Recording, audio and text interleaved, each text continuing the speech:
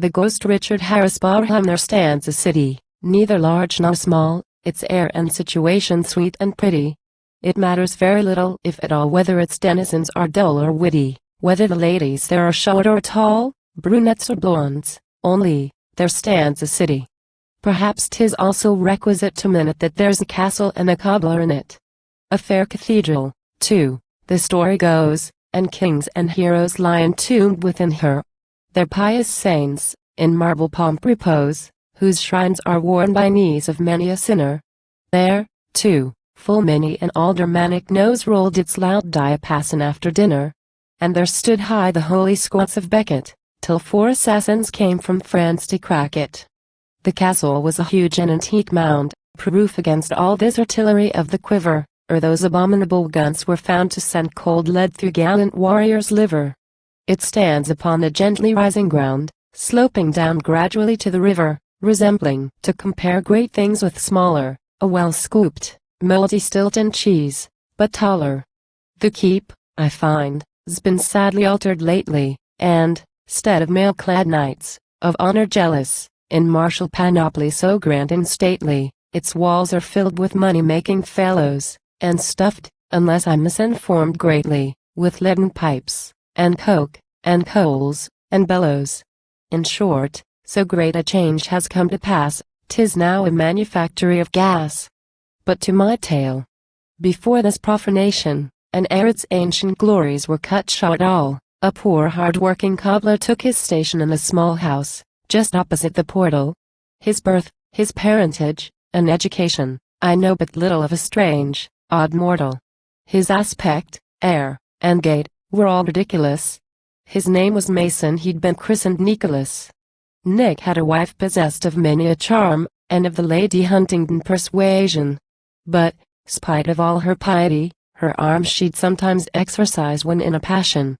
And, being of a temper somewhat warm, would now and then seize, upon small occasion, a stick, or stool, or anything that round did lie, and based her lord and master most confoundedly. No matter. 'Tis a thing that's not uncommon, 'tis what we have all heard, and most have read of, I mean, a bruising, pugilistic woman, such as I own I entertain a dread of, and so did Nick, whom sometimes there would come on a sort of fear his spouse might knock his head off, demolish half his teeth, or drive a rib in, she shone so much in facers and in fibbing. There's time and place for all things, said a sage, King Solomon, I think, and this I can say, within a well-roped ring, or on a stage, boxing may be a very pretty fancy, when Messrs. Burke or Bendigo engage. 'Tis not so well in Susan, Jane, or Nancy, to get well mailed by any one's an evil, but by a lady 'tis the very devil. And so thought Nicholas, whose only trouble, at least his worst, was this his rip's propensity, for sometimes from the alehouse he would hobble, his senses lost in a sublime immensity of cogitation, then he couldn't cobble, and then his wife would often try the density of his poor skull, and strike with all her might, as fast as kitchen wenches strike a light. Mason, meek soul, who ever hated strife, of this same striking had the utmost dread, he hated it like poison, or his wife a vast antipathy. But so he said, and very often for a quiet life on these occasions he'd sneak up to bed, grope darkling in, and, soon as at the door he heard his lady he'd pretend to snore. One night, then, ever partial to society, Nick, with a friend, another jovial fellow, went to a club, I should have said society, at the City Arms, once called the Portobello. A spouting party, which, though some decry it, I consider no bad lounge when one is mellow. There they discussed the tax on salt, and leather, and changed of ministers, and changed of weather. In short, it was a kind of British Forum, like John Gale Jones's, erst in Piccadilly, only they managed things with more decorum, and the orations were not quite so silly. Far different questions, too, would come before 'em, not always politics, which, will ye nill ye, their London prototypes were always willing to give one quantum suff of for a shilling. It more resembled one of later date, and tenfold talent, as I'm told, in Bow Street, where kindlier natured souls decongregate, and, though there are who deem that same Willow Street, yet, I'm assured, For frolicsome debate and genuine humor it's surpassed by no street, when the chief baron enters, and assumes to rule or mimic the ziggers and brugams. Here they would oft forget their ruler's faults, and waste in ancient lore the midnight taper, inquire if Orpheus first produced a waltz, how gaslights differ from the Delphic vapor, whether Hippocrates gave Glauber's salts, and what the Romans wrote on ere they'd paper. This night the subject of their disquisitions was ghosts, hobgoblins, sprites, and apparitions. One learned gentleman, a sage grave man, talked of a ghost in Hamlet, sheathed in steel. His well-read friend, who next to speak began, said, that was poetry, and nothing real. A third, of more extensive learning, ran to Sir George Villiers' ghost, and Mrs. Veal. Of sheeted spectres spoke with shortened breath, and thrice he quoted Lynchart on death. Nick smoked, and trembled as he heard the point discussed, and all they said upon it, how, frequently, some murdered man appeared, to tell his wife and children who had done it. Or how a miser's ghost, with grisly beard, and pale lean visage, in an old Scotch bonnet, wandered about, to watch his buried money. When all at once Nick heard the clock strike 1, he sprang from his seat, not doubting but the lecture impended from his want and faithful she. Nor could he well to pardon him expect her, for he had promised to "be home to tea." But having luckily the key o' the back door, he fondly hoped that, unperceived, he might creep upstairs again, pretend to doze, and hoax his spouse with music from his nose. Vain, fruitless hope. The weary sentinel at eve may overlook the crouching foe, till, ere his hand can sound the alarum bell, he sinks beneath the unexpected blow. Before the whiskers of Grimalkin fell, when slumbering on her post, the mouse may go. But woman, wakeful woman, is never weary, above all, when she waits to thump her dearie. Soon Mrs. Mason heard the well-known tread, she heard the key slow creaking in the door, spid, through the gloom obscure, towards the bed Nick creeping soft, as oft he had crept before. When bang, she threw a something at his head, and Nick at once lay prostrate on the floor. While she exclaimed, with her indignant face on, "How dare you use your wife so, Mr. Mason?" Spare we to tell how fiercely she debated, especially the length of her oration, spare we to tell how Nick expostulated, roused by the bump into a good set passion, so great, that more than once he execrated, or he crawled into bed in his usual fashion. The muses hate brawls.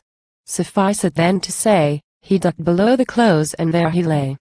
'Twas now the very witching time of night, when churchyards groan, and graves give up their dead, and many a mischievous and franchised sprite had long since burst his sponge of stone or lead, and hurried off, with schoolboy-like delight, to play his pranks near some poor wretch's bed, sleeping perhaps serenely as a porpoise, nor dreaming of this fiendish habeas corpus. Not so our Nicholas, his meditations still to the same tremendous theme recurred, the same dread subject of the dark narrations, which, backed with such authority, he'd heard. Lost in his own horrific contemplations, he pondered o'er each well-remembered word. When at the bed's foot, close beside the post, he verily believed he saw a ghost. Plain, and more plain, the unsubstantial sprite to his astonished gaze each moment grew. Ghastly and gaunt, it reared its shadowy height, of more than mortal seeming to the view, and round its long, thin, bony fingers drew a tattered winding sheet, of course all white. The moon that moment peeping through a cloud, Nick very plainly saw it through the shroud. And now those matted locks, which never yet had yielded to the comb's unkind devours, their long contracted amity forget, and spring asunder with elastic force. Nay, e'en the very cap, of texture coarse, whose ruby cincture crowned the brow of jet, uprose in agony. The Gorgon's head was but a type of Nick's up squatting in the bed. From every pore distilled a clammy dew, quaked every limb. The candle, too, no doubt, in Regil, would have burned extremely blue, but Nick unluckily had put it out. And he, though naturally bold and stout, in short, was in a most tremendous stew. The room was filled with a sulphurous smell, but where that came from Mason could not tell. All motionless the spectre stood, and now its reverend form more clearly shone confessed. From the pale cheek a beard of purest snow descended o'er its venerable breast. The thin gray hairs, that crowned its furrowed brow, told of years long gone by. An awful guest it stood, and with an action of command, beckoned the cobbler with its wan right hand. "Whence, and what art thou, execrable shape?"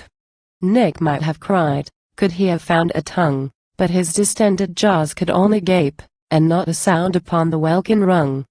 His gooseberry orbs seemed as they would have sprung forth from their sockets. Like a frightened ape, he sat upon his haunches, bolt upright, and shook, and grinned, and chattered with the fright. And still the shadowy finger, long and lean, now beckoned Nick, now pointed to the door. And many an earful glance, and frown, between, the angry visage of the phantom wore, as if quite vexed that Nick would do no more than stare, without e'en asking, "What d'ye mean?"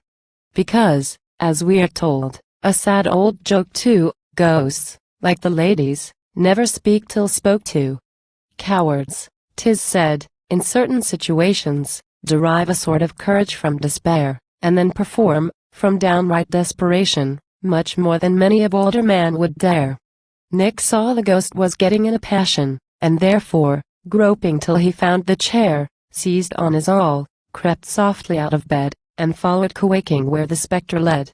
And down the winding stair, with noiseless tread, the tenant of the tomb passed slowly on. Each mazy turning of the humble shed seemed to his step at once familiar grown, so safe and sure the labyrinth did he tread as though the domicile had been his own, though Nick himself, in passing through the shop, had almost broke his nose against the mop. Despite its wooden bolt, with jarring sound, the door upon its hinges open flew, and forth the spirit issued, yet around it turned as if its followers' fears it knew, and, once more beckoning, pointed to the mound, the antique keep, on which the bright moon threw with such effulgence her mild silvery gleam. The visionary form seemed melting in her beam. Beneath a ponderous archway's sombre shade, where once the huge portcullis swung sublime, mid ivied battlements and ruin laid, sole, sad memorials of the olden time, the phantom held its way. And though afraid even of the owls that sung their vesper chime, pale Nicholas pursued, its steps attending, and wondering what on earth it all would end in. Within the mouldering fabric's deep recess at length they reach a court obscure and lone. It seemed a drear and desolate wilderness, the blackened walls with ivy all o'ergrown. The night bird shrieked her note of wild distress, disturbed upon her solitary throne, as though indignant mortal step should dare, so led, at such an hour, to venture there. The apparition paused, and would have spoke, pointing to what Nick thought an iron ring, but then an ibbering chanticleer woke, and loudly 'gan his early matins sing. And then it started like a guilty thing, as his shrill clarion the silence broke. We know how much dead gentlefolks eschew the appalling sound of cock-a-doodle-doo. The vision was no more, and Nick alone his streamers waving in the midnight wind, which through the ruins ceased not to groan. His garment, too, was somewhat short behind, and, worst of all, he knew not where to find the ring, which made him most his fate bemoan. The iron ring, no doubt of some trap-door, 'neath which the old dead miser kept his store. "What's to be done?" he cried. "'Twere vain to stay here in the dark without a single clue. Oh, for a candle now, or moonlight ray. For George, I'm vastly puzzled what to do." Then clapped his hand behind. "'Tis chilly too. I'll mark the spot, and come again by day." "What can I mark it by?" "Oh, here's the wall, the mortar's yielding, here I'll stick my all." Then rose from earth to sky a withering shriek, aloud, a long protracted note of woe, such as when tempests roar, and timbers creak, and o'er the side the masts and thunder go, while on the deck resistless billows break, and drag their victims to the gulfs below. Such was the scream when, for the want of candle, Nick Mason drove his all-in up to the handle. Scared by his lady's heart-appalling cry, vanished at once poor Mason's golden dream, for dream it was, and all his visions high, of wealth and grandeur, fled before that scream. And still he listens with averted eye, when gibing neighbors make the ghost their theme, while ever from that hour they all declare that Mrs. Mason used a cushion in her chair,